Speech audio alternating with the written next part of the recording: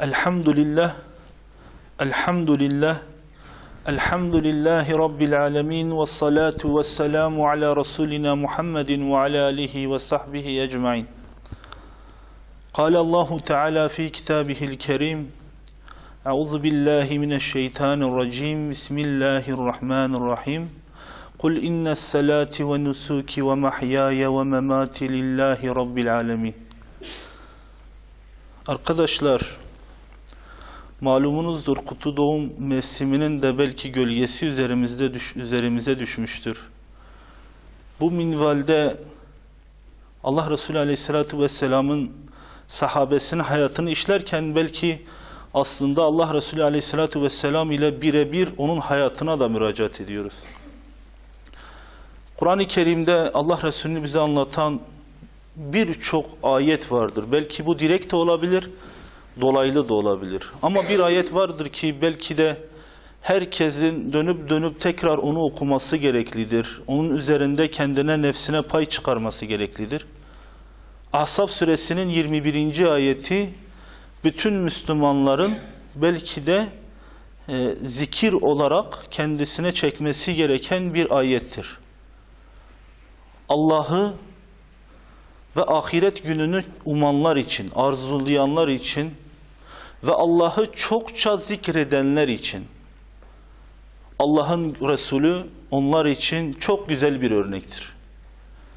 Bizler bu ayeti, arkadaşlar ve müfessirlerimiz bu ayeti tefsir ederken birkaç misal ile, kıyas ile fehmimize yaklaştırır. Ne der mesela?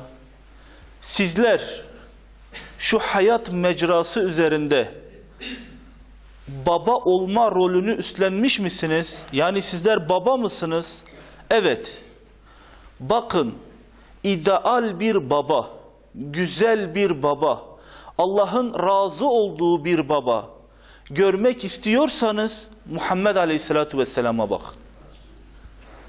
Eğer sizler bir yerde hükümdarsanız, hakimseniz, iktidar sizin elinizde ise ve insanlar arasında adalet ile hükmetmek mi istiyorsunuz? Yine sizin dönüp bakacağınız yer Muhammed Aleyhisselatü Vesselam'dır. Ve yine sizler belki bir babanın evladısınız. Ve Allah belki bu şekilde size bir rol biçmiştir. Acaba ben evlatlık görevimi nasıl yapmalıyım? Babamla nasıl muamelem olmalıdır? İlişkilerim nasıl olmalıdır? Ayet bir ışık bize tutuyor. Bak diyor, eğer sen baban ile, ailen ile, annen ile ilişki kurmak istiyorsan ve bunun nasıl olacağını, en ideal babanın en ideal evladı olmak istiyorsan o zaman Muhammed Aleyhisselatü Vesselam'a bakacaksın. Arkadaş mı olmak istiyorsun? Muhammed Aleyhisselatü Vesselam'a bakacaksın. Öğretmen mi olmak istiyorsun? Muhammed Aleyhisselatü Vesselam'a bakacaksın.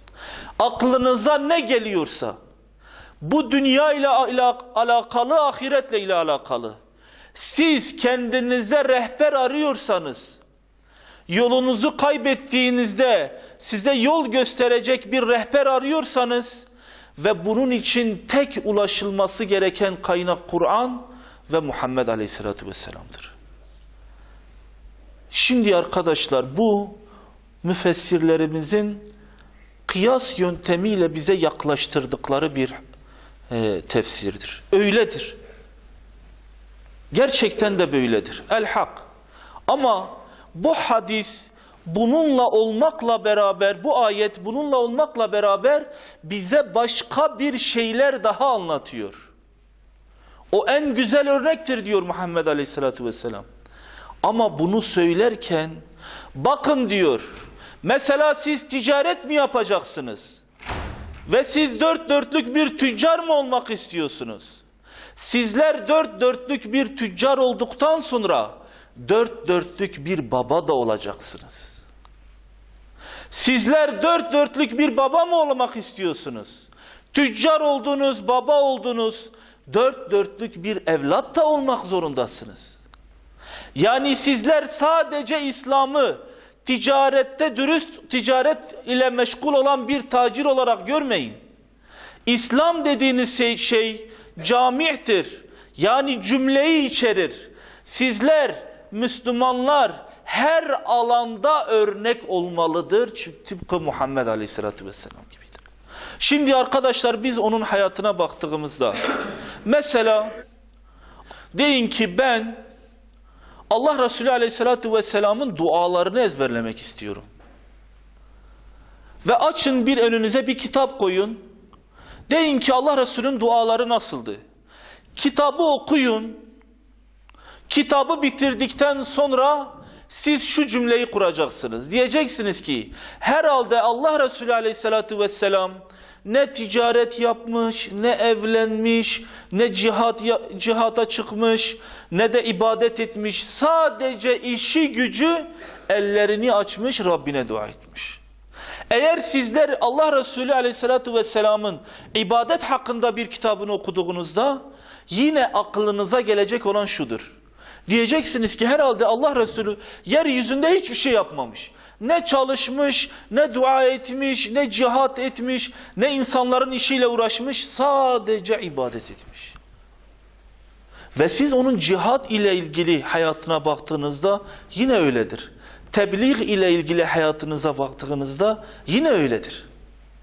Yani onun hayatı bize örnek olarak geldiğinde diyor ki Allahu Teala bize, bakın sadece bir özelliğini almayın.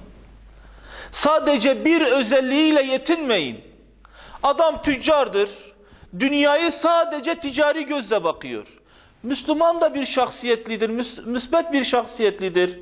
Çok güzel bir amel olarak sadece ticarette İslam'ı yaşıyor. Evde İslam yok. Akrabalık ilişkilerinde İslam yok. Tebliğ gibi bir derdinin olmadığını zannediyor. İbadet gibi bir yükümlülüğünün olmadığını zannediyor. Nafilelerle ibadetini süslemiyor. Adam kendine rehber olarak demiş ki, ayeti almış önüne, sadece ben Allah Resulü Aleyhisselatü Vesselam'ın ticari ahlakını hayatıma geçireceğim. Öyle midir? Bir yönüyle öyledir. Kamil değildir. Mesela biri eline kitabı alır, ben Allah Resulü Aleyhisselatü Vesselam'dan aldığım feyiz ile ilim öğreniyorum der. Ve ilim talep eder.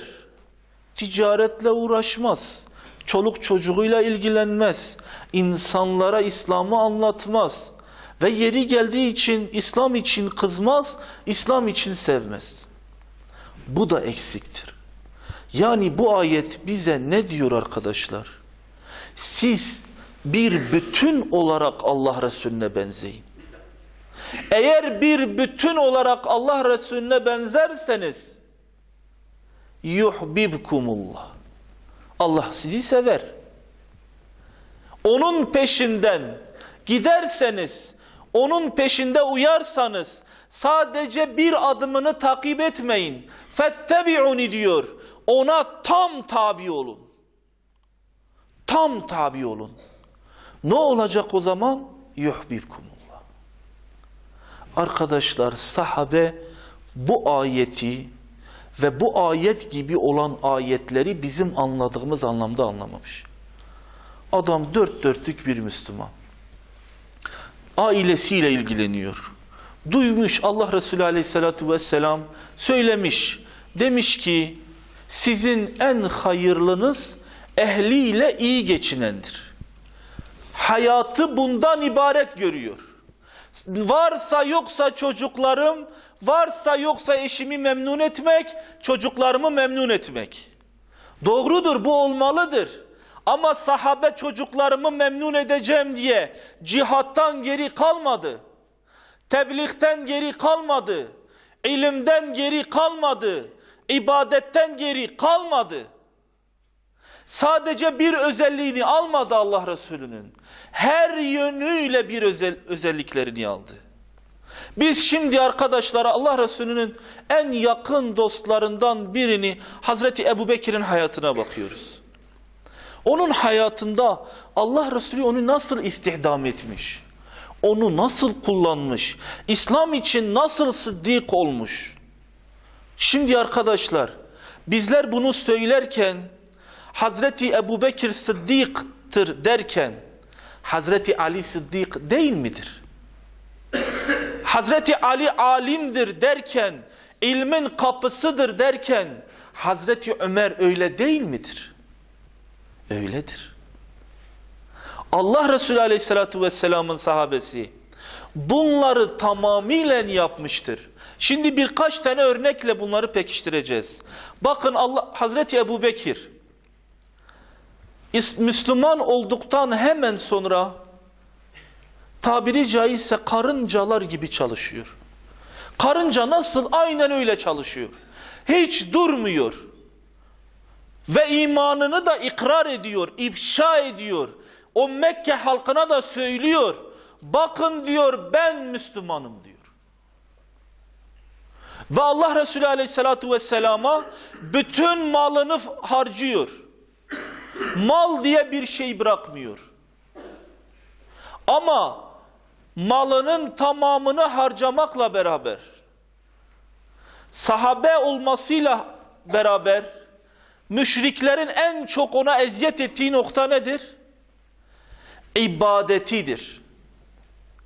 İbadet ettiği için çok eziyet görüyor. Hicret edecek Hazreti Ebu Bekir, müşrik kabilelerden İbn-i Dugunne adında bir adam onun hicret ettiğini görünce diyor ki, bak diyor, senin gibi bir adam Mekke'den çıkmamalıdır. Eğer Mekke halkı sırf sen Müslüman oldun diye seni çıkarıyorsa, vallahi onlar kötü bir topluluktur. Takıl peşime, gidelim, sana himayeci olayım. Takılıyor, geliyor.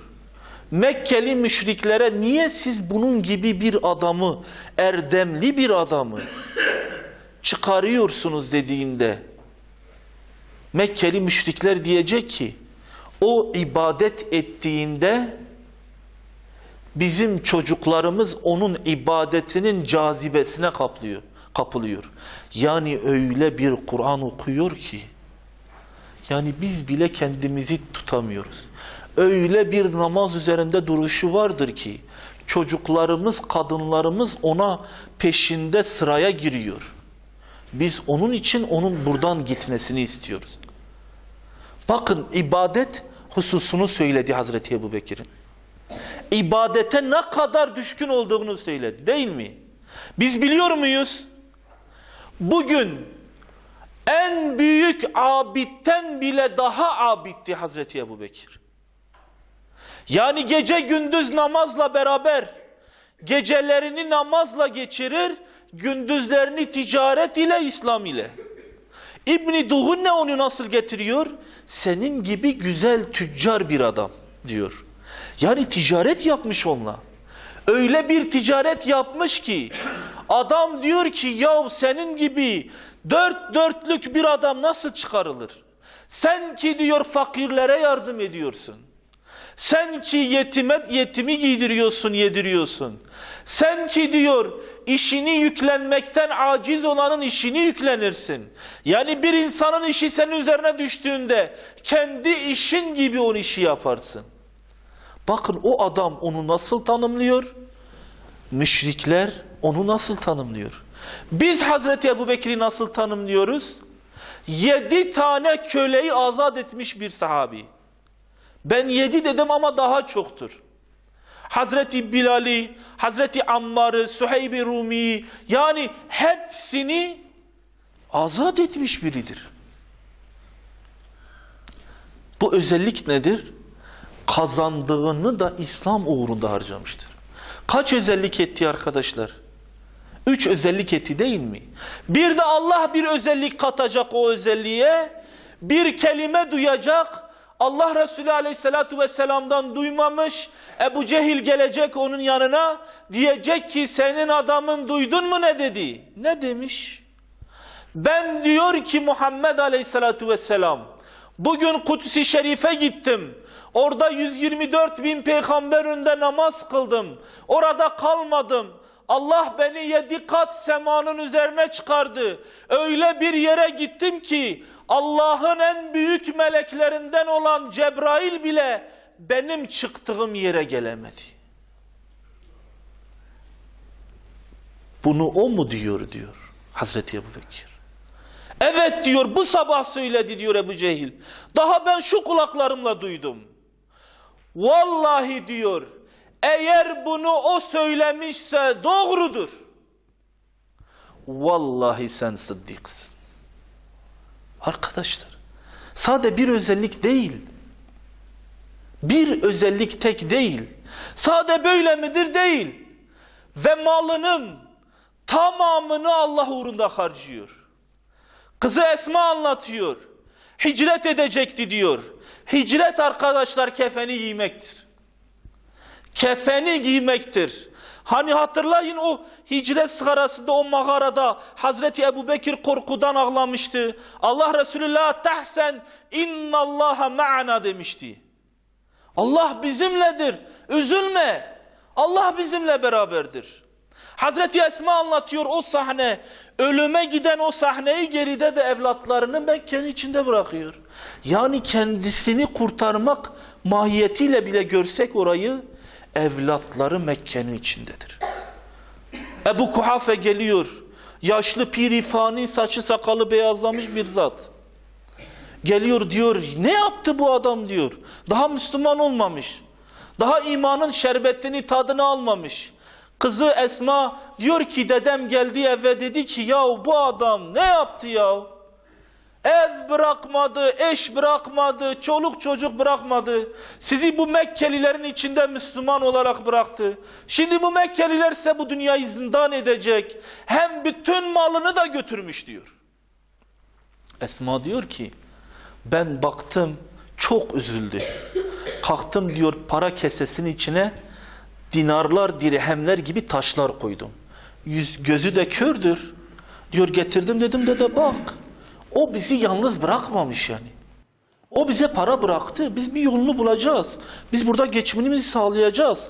Bak bir sürü altın para bırakmış. Elini kasenin altına koydu, ağırlığını hissedince iyi şükürler olsun dedi. En azından bu kadar bırakmış. Hazreti Esma diyor ki, vallahi diyor babam bir dinar bile bırakmamıştı. Arkadaşlar, görüyor musunuz Allah aşkına? Sade bir özellik midir? Yok. Bir özellik tek değil. Peki bu kadar mı? Hayır. Mesela Allah Resulü ile Medine'ye gittikten sonra dönüp Hazreti Ebubekir'e şöyle demiyor Allah Resulü. Ey Ebubekir, yahu sen malını verdin, canını tehlikeye attın, sen evlatlarını bıraktın, şimdi elbise giyecek elbisen bile yok. Sen cihada gelme. Sen gelme ya. Gelmene gerek yok. Verebileceğin her şeyi verdin. Değil mi? Mücahittir de aynı zamanda Hazreti Ebubekir. Bir işle yetinmemiş. Tek bir iş beni kurtaracak dememiş. Ve Allah Resulü aleyhissalatü vesselam da böyle dememiş. Dememiş yani, ey Ebubekir yeter.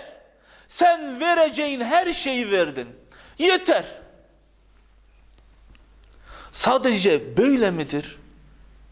Şu 5 husus bile bizler bir tanesini bile yapamaz iken, vallahi sahabelerin Hazreti Ebubekir üzerinden konuşuyoruz. Hepsi belki bunlar hassasiyet sahibidir. Bu kadar mı? Değil. Hazreti Resulullah Aleyhisselatü Vesselam vefat etmiş. Düşünün, o anı düşünün. Sahabe diyor ki o anı anlatırken bizim diyor en mutlu olduğumuz an hangi andır biliyor musunuz? Allah Resulü Aleyhisselatü Vesselam'ın Medine'ye geldiği an. Peki diyor, hangi an en çok üzüldüğümüz andır? Diyor hastaydı. Biz namaz için toplanmış ve Allah Resulü'ne haber bekliyorduk. Allah Resulü bir ara iyileşmişti, ayağa kalktı diyor. Hücresi mescidin içeriye bakıyor. Kapısı mescide bakıyor. Perde var üstünde. Diyor o perdeyi çekti. Bizler de orada oturuyorduk. Bize baktı. Sonra diyor perdeyi kapattı. Ondan sonra görmedik. En çok üzüldüğümüz gün de o gündü. Allah Resulü yoktu içimizde. Arkadaşlar keşke onunla beraber olabilseydik. O zaman anlardık ki o hasret nasıl bir hasrettir. Hazreti Ömer, Allah Resulü sabahtan iyileştiğine dair birkaç amere gösterince Hazreti Ebubekir evine gidiyor. Evi de Medine'nin dışındadır. Bakıyorlar ki haber geliyor, Resulullah vefat etti. Hazreti Ömer gözünden ateş atıyor. Kılıç havada kınından çıkmış. Arap toplumunda eğer bir kılıç kınından çıkmışsa kana bulanmayıncaya kadar yere inmez. Kılıcını çekmiş, her kim Muhammed Aleyhisselatü Vesselam öldü diyorsa vallahi şu kılıncın tadına bakacak diyor. Zaten kimse de ne konuşacak ne bir iş yapacak takat yok. Hazreti Ebubekir diyor öyle koşarak geldi. Cübbe dört bir taraftan sallanıyordu ve insanlar mescidin kapısına kadar doluşmuşlardı diyor. Hepsinin sırtından atlaya minbere çıktı diyor. Allah'a hamdü senalar ettikten sonra Resulullah Aleyhisselatü Vesselam'ın vefatına tam bir tasdikiyetten sonra hutbede şöyle diyor.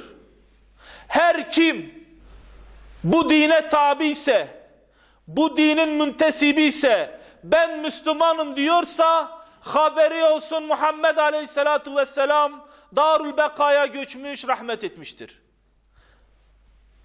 Ama Allah haydır, onun dini bakidir.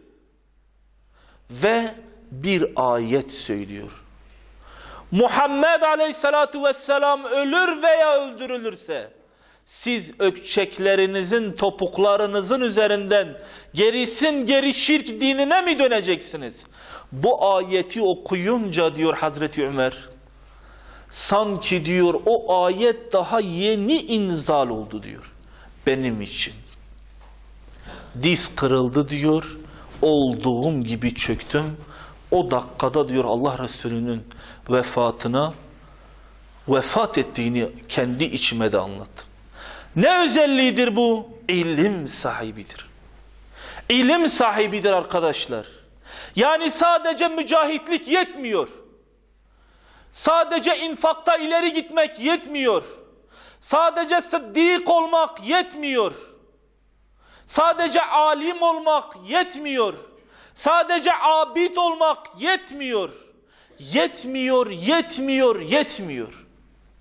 Ve sonra İslam ümmetinin üstüne halife olarak geldiğinde tarih kaynakları diyor ki Mekke ve Medine dışında namaz kılan hiçbir yer kalmamış diyor toplu olarak cuma namazı. Yani herkes dinden irtidat ediyor. Herkes dinden çıkıyor. Hazreti Ebubekir öyle bir adalet ile, öyle bir hüküm ile hükmediyor ki, zekat mevzusunda insanların bazıları Müslüman olacaklarının ancak zekat vermeyeceklerini söylüyor. Hazreti Ebubekir ümmeti öyle bir topluyor ki arkadaşlar, öyle bir hakim oluyor ki arkadaşlar, yeni baştan İslam toplumu ayağa kalkıyor. Dinden çıkanlar yeni baştan dine giriyor. Yani hakim de oluyor. Nedir arkadaşlar bugünkü derdimiz? Bizler diyoruz ki Allah Resulü sadece ibadet etmiş. Doğrudur. İbadet etmiş. Başka biri de diyor ki sadece cihad etmiş. Doğrudur. O da doğru söylüyor. Ama sadece cihad etmemiş. Başka biri diyor ki sadece ilim öğrenmiş. Öyle olmakla beraber ama diğer farizaları da yerine getirmiş. Ve sahabe de bunu çok iyi bildiği için doğrudur birkaç hususta elmaslaşmış ama hayatının her alanında zirveye taşınmıştır. Allah-u Teala bizi de bu minvalde değerlendirsin ve bu minvalde onun dini için çalışmayı nasip eylesin inşallah. Arkadaşlar, sahabenin istihdamında sadece biz bir Hazreti Ebubekir'in hayatını örnek vermiştik. Ama bu sadece Hazreti Ebubekir için geçerli tek değildir arkadaşlar. Yani sahabe İslam'dan çok şey anlamıştır. Hayatı bir farizaya yüklememiş. Bütün hayatını bir işin üzerine yüklememiş. Birçok alanda yükselmişler. Doğrudur. Biz Hazreti Ebubekir'in farklı bir sıddıkiyetinin olduğunu, Hazreti Ömer'in adaletinin olduğunu, işte Hazreti Sad'ın cesaretinin olduğunu, Talha İbni Ubeydullah'ın cömertliğinin olduğunu, bunlar öyledir. Ama bunlarla beraber de çok iş yapmışlardır. Bizler ise arkadaşlar, biz biraz farklı düşünüyoruz. Biz diyoruz ki, kardeşim mesela bunu biraz daha camiye olarak düşünelim. Cemaatsel olarak düşünelim. Bazı cemaatlerimiz, camialarımız var elhamdülillah. İşleri Müslümanların fakirlerine ve hatta gayrimüslimlere yardım etmektir. Başka alanda söz söylemezler. Yaptıkları çok iyi bir iş olmakla beraber başka alanda söz söylememeleri belki de işi İslami nazarda baktığımızda bu biraz daha da kemalden noksanlıktır. Bazıları sadece ilim meclislerinde ilim talebe yetiştirme nazarıyla işe bakar. Bazıları arkadaşlar sadece İslam'ın cihattan müteşekkil olduğunu söylerler. Bazıları sadece ibadetten müteşekkil olduğunu. Ama biz bugün sahabeye baktığımızda gerçekten sahabe fert bazında da toplumsal sahada da bunların nasıl hayatın her alanına yerleştirdiklerini görüyoruz. Biz bugün de Hazreti Ebubekir'den sonra mesela örnek vereceksek Abdullah İbni Mesud'u örnek verelim. Ki aslında çok örnekliklerimiz vardır. Bu işten bize çok pay vardır. Sahabe kendini her alanda İslam için istihdam etmiş ve Allah Resulü de onları her alanda kullanmıştır. Abdullah İbni Mesud diyor ki ben Ukbe bin Ebi Muayt'ın kölesiydim, çobanları güdüyordum diyor. Çobanlarımız vardı. Allah Resulü aleyhissalatu vesselam daha Darul Erkam'a girmeden, yani Mekke'nin daha Allah Resulü yeni nübüvvet ile tanışmış. Hazreti Ebubekir yanında ve bellidir ki ortada, yani Mekke'nin etrafında namaz, Kabe'nin içinde namaz kılmıyorlar. Dağlık yerlere Allah Resulü Hazreti Ebubekir'le beraber çıkıyor ve hani Mekkeliler görmesin diye de dağlık yerlerde namaz kılıyor. Bir gün yine böyle ibadet dönüşü Allah Resulü bakıyor ki bir çocuk koyunları otlatıyor. Adı nedir? İbni Ümmi Abd. Annesine nispet edilerek Ümmü Abd'ın çocuğu. Allah Resulü Hazreti Ebubekir tanıyor. Allah Resulü Hazreti İbni Mesud'a diyor ki sen kimsin? İbni Mesud kendini tanıtıyor. Diyor ki bize verebileceğin bir bardak sütün var mıdır? İbni Mesud diyor ben sizi tanımıyorum. Bir de bu koyunlar da benim değil. Ben emanetçiyim. Emanetçi olduğum için size süt veremem. Eğer benim olsaydı size süt ikram ederdim. Allah Resulü diyor tamam. Süt vermeyen bir koyunun var mı? Var diyor. Getir onu. Getiriyor. Kitaplar diyor ki kısırdı. Veya daha süt verme yaşına gelmemişti. Ondan sonra getiriyor. Allah Resulü diyor arka tarafına geçti. Ellerini hayvanın sütüne dokundurdu. Bir de memesi şişti ve süt sağmaya başladı. Hazreti Ebubekir de diyor orada çukur bir taş getirdi. Orada o taşı biraz sütle yıkadılar. Sonra kana kana diyor süt içtiler. İbni Mesud diyor ben o sahneyi gördüğümde dedim ki Allah aşkına bana da söylediğin o şey neyse bana da söyle. Hazreti Resulullah diyor ben Bismillah dedim. O zaman diyor bana da öğret. Allah Resulü diyor ki o gün ona sen öğretilenlerdensin. Ve orada Müslüman oluyor. Şimdi bu Müslüman olur olmaz. Şimdi öyle bir şahsiyetini de fiziki görünüşünü de anlatmamız lazım. Sahabe diyor ki çok ufak tefek bir şeydi. Çok ufaktı. Hatta diyor onun bacaklarının kalınlığı bizim normal sıradan bir erkeğin kolu gibiydi. Bacağının kalınlığı bizim kolumuz gibiydi. Ufak tefek bir şeydi. Allah Resulü Aleyhisselatü Vesselam'ın elinden Müslüman olur olmaz hemen ilim meclisine, Darul Erkam'a. Allah Resulü hemen onu ilim meclisinde yetiştiriyor. Ama sadece ilim öğrenmekle meşgul olmuyor. Rahman suresi iniyor. Kim bunu müşriklere okuyacak dediğinde İbn Mesud eli havada. Yani köle olan bir kadının çocuğu Mekkelilere bu Rahman suresini okuyacak. Netice nedir? Komaya girinceye kadar dayak yiyor. Bakın, cesaret var, ilim var. Ve arkadaşlar, ufak tefek olmasına rağmen ve Medine'ye gelir gelmez Allah Resulü ne diyor sahabeye biliyor musunuz? Kur'an'ı şu 4 sahabeden birinden öğrenin. En başta Abdullah İbni Mesud'dur. Alim midir? Alimdir. Müderris midir? Müderristir. İmam Ebu Hanife fıkhının büyük bir çoğunluğunu hocası Hammad'dan, Hammad da Abdullah İbni Mesud'dan almıştır. Yani onun ilmi, Ebu Hanife'nin fıkıhtaki ilmi aslında Abdullah İbni Mesud'a dayanıyor. Mesela Allah Resulü şu adama, bu sahabeye şunu demiyor. Ey İbni Mesud, yahu sen cılız bir adamsın. Hem bak kılıç da kullanmaya belki yetkin de değilsin. Bir de böyle iri cüsseli biri de değilsin. Sen cihada gelme. Sen bize lazımsın, sen cihatta kal. Medine'de kal. Veya sen alimsin. Alim adam cihat meydanlarında. Ne işi var? Olur mu cihat meydanlarında? Ya öldürülürsen, hem bu ilim de zayi olmuş, yeryüzünden kalkmış olacak. Demiyor arkadaşlar. Her alanda çalıştırıyor. İbn Mesud cesaret alanında da olacak, ibadet alanında da olacak, ilim alanında da olacak, edep, haya alanında da olacak. Onun talebeleri diyor ki, biz birçok sahabe tanıdık ama vallahi Abdullah İbni Mesud gibi sünnete riayet eden hiç kimse görmedik. Arkadaşlar, yani her alanda söz söylüyor.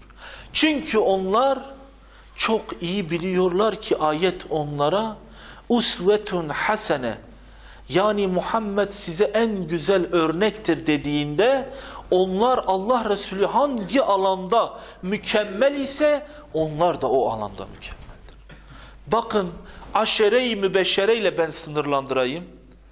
Aşere-i mübeşşerede hiçbir sahabe yoktur ki ticaret yapsın, diğer insanlar ya bu adam ne biçim tüccardır desin. Yok. Bu adamlar aile ilişkisinde bulunsun. Hiçbir akrabası çıkıp kardeşim Allah Resulü bunlara cennetliktir demiş ama bunlar akrabasını hiç gözetmiyor. Akrabaya hiç yardım etmiyor dememişler. Hiçbir tanesi yoktur ki çıkıp desin Allah ya Resulallah sen şu adam cennetliktir diyorsun ama bu adam hiç fakirlere yardım etmiyor. Yetimi doyurmuyor dememişler. Dememişler arkadaşlar. Bizlerde ise bu biraz daha farklıdır. Biz bir yolu tutmuş ve sadece o yolda mükemmelleşmeye çalışıyoruz. Alim miyiz? Seyda mıyız? Hoca mıyız? İbadet noksan olabilir. Noksan olabilir, bir şey olmaz. Zühd noksan olabilir, bir şey olmaz. İhlas noksan olabilir, bir şey olmaz. Olur mu ya? Müslüman adam her alanda mükemmel olmalıdır. Her alanda. Valla bu adam çok iyi bir adamdır. Ama fakirlere yardım etmiyor. Ya bir şey olmaz. İyidir ya. Öyle olmaz. Her alanda söz sahibi olmalıdır. Hazreti Ali için mesela biz ilim sahibidir demiyor muyuz? İlim sahibidir. Allah Resulü Aleyhisselatü Vesselam ben ilimde bir şehirim. Ama Hazreti Ali Keremallahu Veceh onun kapısıdır diyor. Hazreti Ali yani cömert değil midir?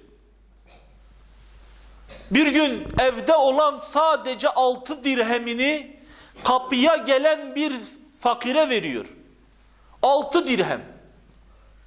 Hatta bazı kaynaklarda Hazreti Fatıma'nın da ya hani yiyecek bir şey bırakmadığını söylüyor. Ama veriyor. Ömrünün sonuna kadar cömertlikte hiç kimse Hazreti Ali ile yarışamamış. Hiç kimse yarışamamış. Biz onun mesela böyle olduğunu anlatıyor muyuz? Takvada da öyledir. İhlasta öyledir. Mesela biz Hazreti Osman'ın haya sahibi olduğunu söylüyoruz değil mi? Bir cihat meydanında Allah Resulü Aleyhisselatü Vesselam'ın karşısına geçen bir müşrik bir pehlivan istiyor. Hazreti Ali elini kaldırıyor. Abdullah İbni Vud diye bir adam müşrik karşısına geçiyor. Ve Hazreti Ali onunla çarpışmaya başlıyor. Çarpışma şiddetleniyor. Toz toprak kalıyor. Sonra Hazreti Ali bu adamı yere atıyor. Tam kılıçla başına gideceği esnada, adamın işini bitireceği esnada birden geri dönüyor. Birden geri dönüyor. Adam tabi bakıyor ki Hazreti Ali onu bıraktı, hemen kalkıyor. Bu fırsat, cihat meydanında, ölüm anında böyle bir fırsat. Yeni baştan bu adam saldırıya geçiyor. Hazreti Ali karşılık veriyor. Sonuçta tekbir sesleri göğü arşı inletiyor. Adamı gebertiyor. Sonra sahabe diyor ki ya Ali, sen niye ilk başta o yere düşmüş iken niye onu öldürmedin de ikinci bir hayat hakkı verdin? Yani ya o adamın seni öldürseydi? Diyor ki ben adamı yere düşürdüğümde elbisesi sıyrıldı, haya yerleri göründü. Avrat yeri göründü. Haya ettim ona doğru gitmeye, yüzümü çevirdim, o kendini düzeltti. Haya bu değil midir? Haya budur işte arkadaşlar.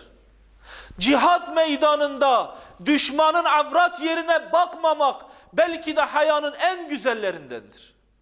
Peki biz Hazreti Osman'ın sadece haya sahibi olduğunu mu söylüyoruz?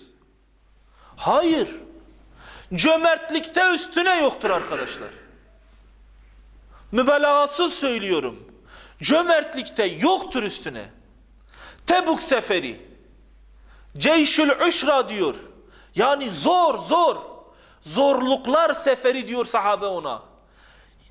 Sahabenin Allah Resulü Aleyhisselatü Vesselam ile oldukları hayatta en zor savaş Tebuk Savaşı'dır. Düşman çok kuvvetli. Cihada gidecek insan sayısı çok, hava çok sıcak ve insanlar bırakın cihada gitmeyi, dışarıda 2 dakika kalmaya tahammül edemiyor. Hazreti Resulullah diyor verin. Verin, Allah aşkına verin. Verin, Rabbiniz size versin. Verin, Rabbiniz size ikram etsin. Verin, Rabbiniz size 1'e 100, 1'e 700, belki de misliyle arttırsın. Verin, Allah size cenneti versin. Yani siz vereceksiniz, ne olursa olsun. Verdiğiniz anda Allah size cenneti verecek. Hazreti Osman ayağa kalkıyor. 3 defa ayrı varyantlarda, ayrı seferde askerlerin teçhiz edileceğine dair Allah Resulüne söz veriyor. Sahabe diyor ki 30.000 insan savaşa kalktı. 30.000 insan arkadaşlar. Vallahi diyor 10.000 kişisini Hazreti Osman giydirdi, yedirdi, binek verdi. Düşünebiliyor musunuz arkadaşlar? Yani bu çok yüksek. O 10.000 3'te 1'ini bizatihi kendisi teçhiz ediyor. Yani biz diyebilir miyiz Hazreti Osman sadece haya sahibidir? Biz burada cömertliği de koymamız lazım. Bedir hariç bütün savaşlara katılmıştır. Mesela Allah Resulü bunu söylememiş. Ey Osman, sen bize altın yumurtlayan teşbihde hata olmasın, tavuk gibisin. Yani sen bize habire mal getiriyorsun. Habire veriyorsun. Ticarette kafan çalışıyor. Malın var, ticaret yapıyorsun. İnfakın çoktur. Sen en iyisi savaşa gelme. Hem sen öldürülürsen biz ne yaparız? Yok. O da gelecek. Onu da getirtiyor. Alimi de getirtiyor. Fakiri de getirtiyor. Zengini de getiriyor. Abidi de getiriyor. Zahidi de getiriyor. Herkesi her alanda çalıştırıyor. Sadece ya Resulallah ben ibadet ederim diyen sahabe var. Mesela Allah Resulü aleyhissalatu vesselam Osman İbni Mazun Allah Resulü'nün sahabesidir ve geliyor bir gün o ve birkaç kişiyle beraber, iki sahabiyle beraber kendi aralarında konuşuyorlar. Diyorlar Allah Resulü ne kadar namaz kılıyor? Allah Resulü'nün, müminlerin annesi onlara diyorlar ki şu kadar namaz kılıyor. Ne kadar oruç tutuyor? Bu kadar oruç tutuyor. Nasıl yaşıyor? Böyle böyle. Bunlar diyor ki o peygamberdir. Biz onun kadar az ibadet edersek olmaz. Arkadaş bizler gece gündüz sadece ibadet edeceğiz. Ve başlıyorlar. Gündüzleri oruç, geceleri kıyam, ibadet, namaz. Ve bütün saatlerini de böyle geçiriyorlar. Ne eşlerinin yanına gidiyorlar, ne ticaretle uğraşıyorlar. Hiçbir şey yok. Sadece bu. Osman İbni Mazun'un eşi geliyor Hazreti Ayşe. Diyor ki ben baktım yani yüzünde farklı bir şeyler var. Giyim kuşamı düzgün değil. Yani o günün köleleri gibi giyinmiş. Diyor ben kızdım ona dedim ki Allah'tan kork. Senin bir kocan var. Sen şahsın için düzgün kendine bakmazsan bile kocanın hakkı var üstünde. Kocan için kendine çeki düzen ver. Diyor döndü kadıncağız dedi ki kocadan bize hayır yok ki. O söz diyor Hazreti Ayşe diyor ben anladım. Allah Resulüne koştum dedim ki ya Resulallah Osman bin Mazun eşi bırakmış. Çoluk çocuğu bırakmış. Ondan sonra varsa yoksa ibadet gündüz oruç gece namaz. Allah Resulü diyor öyle bir kızdı ki ve ayağı kalktı hiç olmadığı kadar hızlı yürüdü diyor. Sonra diyor Osman bin Mazun'un kapısının önüne geldi. Selam verdi. Ey Osman dedi. Hazreti Osman bin Mazun dedi. Lebbeyk ya Resulallah. Buyurun içeri girin. Allah Resulü içeri girmedi. Sinirinden, hırsından diyor içeri girmedi. Perdeyi araladı. Elini kapının saçağına üstüne koydu. Dedi ki ey Osman. Senin bu yaptığın benim sünnetim değildir. Senin bu yaptığın benim sünnetim değildir. Senin bu yaptığın benim sünnetim değildir. Ben oruç da tutar, eşimle de ilgilenirim. İbadetle ederim, çocuklarımın maişeti için de uğraşırım. Ticaret de yapar, dua da ederim. Ben bunların tamamını yaparım. Ama sadece ömrümü ibadet ile geçirmem. Bu senin yaptığın, ey Osman, sünnete muhalefettir. Yani arkadaşlar, Allah Resulü ne istiyor bizden? Her alanda söz sahibi olun. Dört dörtlük bir baba olun. Dört dörtlük bir arkadaş olun. Dört dörtlük bir ilim sahibi olun. İbadetleriniz güzel olsun. Ticaretiniz güzel olsun. Sıla-i rahiminiz güzel olsun. Yetimleri doyurun. Fakirlere yardım edin. Sadece kendinizi bir yere endeksleyip dünyayı, İslam'ı ondan ibaret görmeyin. Sadece böyle görmek doğru değildir. Mesela sahabeden Zeyd bin Sabit vardır. Medinelidir, Ensaridir ve daha çocuk yaşlarda Allah Resulü Aleyhisselatü Vesselam ile tanışmış. Allah Resulü Aleyhisselatü Vesselam ile tanışmakla beraber Suffa'ya girmiş. Yani Allah Resulü'nün ilim meclisine, bizim bugünkü tabirle medreseye girmiş. Medresede ilim tahsil etmeye başlamış. Allah Resulü Aleyhisselatü Vesselam çok zeki biridir. Çok zeki. Zekidir ve ona İbranice öğrenmesini istiyor. Ve birkaç dili o anda diyor ki 20 günde İbranice'yi öğreniyor. Okuyor ve tercüme etmeyi öğreniyor. Allah Resulü Aleyhisselatü Vesselam düşünün diyor ki ona bana İbranice yazılar geliyor. Ben Yahudilere tercüme ettirmek zorunda kalıyorum. Yahudilerin de ne yapacağı belli değil. Ne yapacağı belli değil. Sen öğren diyor. Zeyd bin Sabit diyor ki, diyor ben hemen gittim öğrendim 20 günde. Ve artık Allah Resulü Aleyhisselatü Vesselam'a tercümanlığını yapıyorum. Gelen mektupları okuyorum. Aynı zamanda vahiy katibidir. Bedre katılmıyor. Gidiyor Bedre, Bedir Savaşı'na. Allah Resulü Aleyhisselatü Vesselam yaşı küçük olduğu için Bedir'den çıkarıyor. Ama Allah Resulü ile beraber Bedir hariç bütün gazvelere, savaşlara katılıyor. Yani şimdi arkadaşlar şunu dememiz gerekmiyor mu? Ya Resulallah, tercümandır. Sana lazımdır. Uluslararası ilişkilerde kullan. Değil mi? Sadece o işte istihdam et. Diğer şekilde öğrensin. Hayır. Hatta Tebük seferi için söylerler, bayrağı onun eline veriyor. Bayrağı onun eline veriyor. Diyor ki, başka bir sahabeden alıyor ve Zeyd bin Sabit'in eline veriyor. Sahabi diyor ki, ya Resulallah niye benden aldın, niye ona verdin? O Kur'an'ı senden daha iyi biliyor diyor. Yani arkadaşlar, Allah Resulü istihdam ederken sahabeyi sadece bir vasfına bakıp demiyor. Demiyor kardeşim senin sesin güzeldir, sadece bize ilahi oku. İşin gücün sen o konserden bu konsere ilahi okumaktır. Hayır. Öyle değil. Şair olan birçok sahabe cihat meydanlarında şehit oluyor. Ki o gün şair olmak aynı zamanda çok zor bir iştir. Bir de kendini kanıtlamak vardır. Yani arkadaşlar, diyor ki Allah Resulü, tamam bir özelliğiniz vardır. Ama bu özellikle beraber siz ayrıcalık göremeyeceksiniz. O özellik sizde kalacak. Yeri geldi mi cihat meydanına, yeri geldi mi ibadete, yeri geldi mi yardım kuruluşlarına yardım edeceksiniz. Böyle olursa ancak bizler yeni baştan sahabe topluluğunu oluşturabiliriz. Ve bizler arkadaşlar, Allah Resulü Aleyhisselatü Vesselam şimdi içimizde olsaydı, sen kalk, sen şunu yap, sen kalk, sen şunu yap derdi.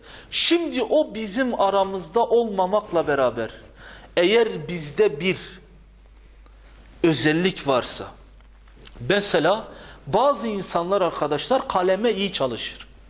Konuşamaz ama kalem eline geçti mi, müthiş makale yazar, kitap yazar, şiir yazar.